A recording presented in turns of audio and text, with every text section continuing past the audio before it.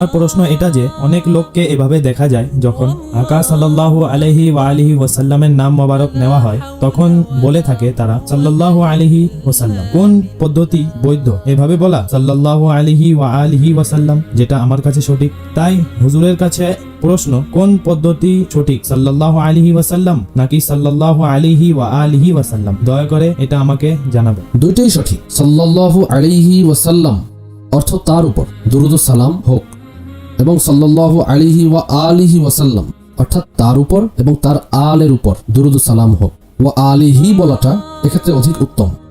যদি কেউ নাও বলে, শুধুমাত্র সাল্লাল্লাহু আলাইহি ওয়াসাল্লাম বলাটাও যথেষ্ট। নাম হোসাইন প্রশ্ন করেছে, যে ব্যক্তি মুসলমান তাকে মেসেজের মধ্যে অমুসলিম লিখলে কি হবে? যিনি লিখেছেন তার উপর হুকুম কি?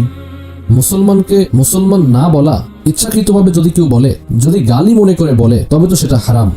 আর যদি নাউযুবিল্লাহ মুসলমানকে অমুসলিম মনে করে বলে আর তার জানা রয়েছে যে তিনি মুসলমান, তো এখন ওই কুফরি যিনি বলেছেন তার উপর সাব্যস্ত হবে।